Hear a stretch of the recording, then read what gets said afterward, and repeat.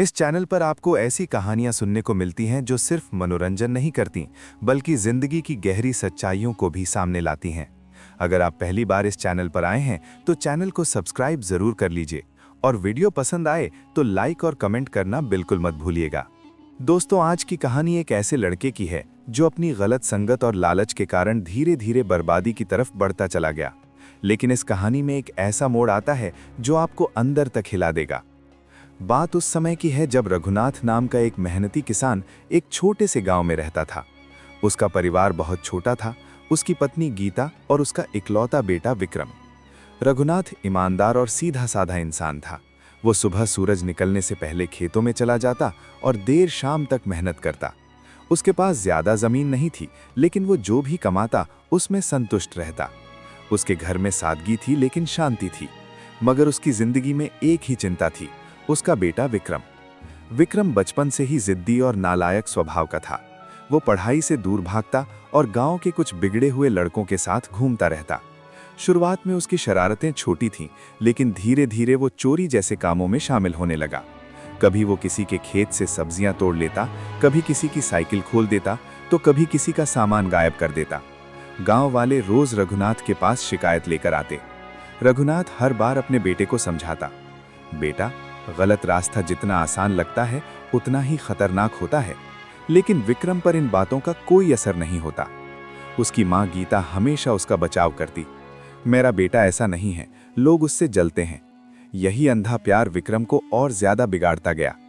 समय बीतता गया, विक्रम अब जवान हो चुका था। अब उसकी सोच और भी खतरनाक हो गई थी। उसे जल्दी पैसा चाहिए था, बिना मेहनत के। एक दिन वो अपने दोस्तों के साथ दूसरे गांव गया। वहां उसने एक बड़ा पुराना मकान देखा। उसने ध्यान से देखा कि वहां एक बूढ़ा आदमी अकेला रहता है। उसके मन में एक खतरनाक विचार आया, अगर इस घर को साफ कर दिया जाए तो जिंदगी बन सकती है। उसने पूरा घर ध्यान से देखा और वापस लौट आया। रात को उसने अपने दोस्तों को बुलाया और अपनी योजना बताई। पहले तो सभी डर गए। अगर पकड़े गए तो? एक दोस्त ने पूछा। विक्रम बोला, डरने की जरूरत नहीं है, बूढ़ा आदमी अकेला है और मैं सब संभाल लूंगा। धीरे धीरे उसने सबको मना लिया। रात का समय तय हुआ। अंधेरी रात, चारों तरफ सन्नाटा। तीनों दोस्त चुपचाप उस घर की तरफ बढ़े। उन्होंने दीवार फांदी और अंदर घुस गए। लेकिन उन्हें नहीं पता था कि बूढ़ा आदमी सो नहीं रहा था, वो सब समझ चुका था। जैसे ही चोर अंदर गए, उसने बाहर से दरवाजा बंद कर दिया और जोर जोर से चिल्लाने लगा, चोर चोर। कुछ ही देर में पूरा गांव इकट्ठा हो गया। तीनों पकड़े गए। अगले दिन उन्हें कोतवाल के सामने पेश किया गया। तीनों ने खुद को निर्दोष बताया। हर कोई एक दूसरे पर इल्जाम लगा रहा था। कोतवाल परेशान हो गया। उसे समझ नहीं आ रहा था कि असली चोर कौन है।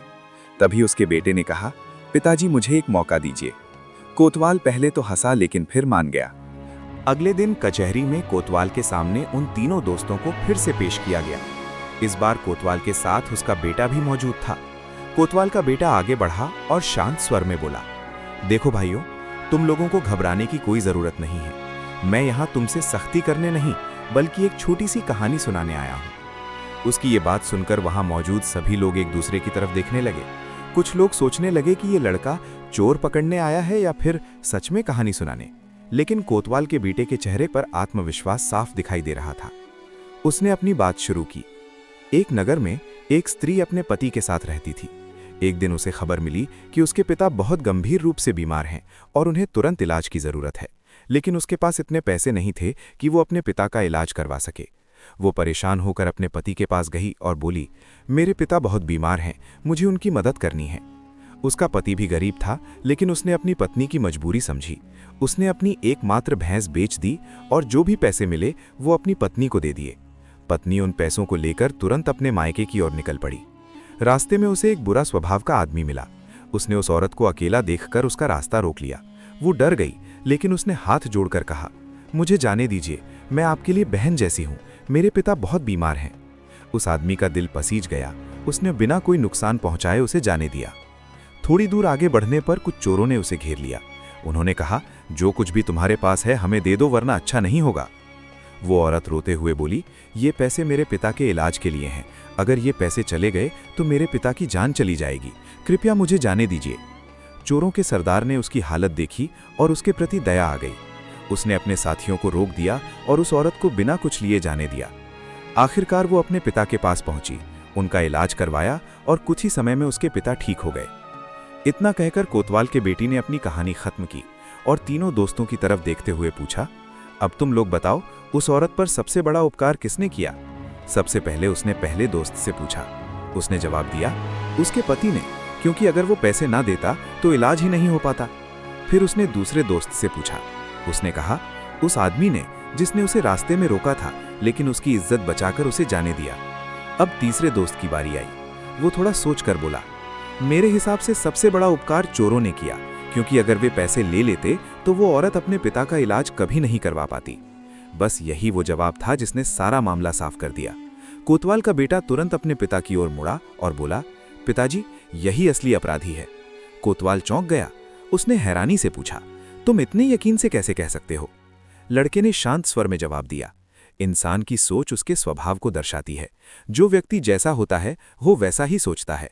इसने चोरों की बात को सबसे बड़ा उपकार बताया, क्योंकि इसके अंदर भी वही सोच है। अब सिपाहियों को आदेश दिया गया कि उस लड़के को अलग ले जाकर पूछताछ की जाए। थोड़ी सख्ती के बाद उसने सब सच कबूल कर लिया। उसने माना कि चोरी की पूरी योजना उसी की थी और बाकी दोनों उसके साथ केवल मदद के लिए गए थे। इस तरह चालाकी से असली अपराधी पकड़ा गया। के दोस्तों को चेतावनी देकर छोड़ दिया गया। जब ये खबर गांव पहुंची, रघुनाथ और गीता टूट गए। गीता रोते हुए बोली, मेरी गलती थी, मैंने उसे कभी रोका नहीं। रघुनाथ चुप था। उसकी आंखों में आंसू थे, लेकिन अब कुछ बदल नहीं सकता था। जेल में विक्रम हर दिन पछताता था। वो सोचता, काश मैंने अपने पिता की बात मान ली होती, लेकिन अब बहुत देर हो चुकी थी। समय बीतता गया। एक दिन जेल में एक संत आया। उसने कैदियों से कहा, हर इंसान को दूसरा मौका मिलता है, लेकिन पहले उसे अपनी गलती स्वीकार करनी होती है। विक्रम के दिल को ये बात छू गई। उसने फैसला किया कि अब वो बदल जाएगा। सजा पूरी होने के बाद जब वो गांव लौटा तो लोग उसे शक की नज़र से देख रहे थे, लेकिन इस बार वो बदल चुका था। उसने मेहनत करना शुरू किया। धीरे धीरे उसने लोगों का भरोसा जीत लिया। एक दिन वही लोग जो उससे नफरत करते थे, उसकी तारीफ करने लगे। दोस्तों, इस कहानी का असली मतलब यहीं से शुरू होता है। इंसान चाहे कितना भी गिर जाए, अगर वो सच्चे दिल से बदलना चाहे तो बदल सकता है, लेकिन गलत रास्ते का अंजाम हमेशा दर्दनाक होता है। और सबसे जरूरी, बुराई का साथ देने वाला भी उतना ही दोषी होता है। चैनल को सब्सक्राइब करें, वीडियो को लाइक करें और कमेंट करके जरूर बताएं कि आपको ये कहानी कैसी लगी। मिलते हैं अगली कहानी में एक नई सीख के साथ।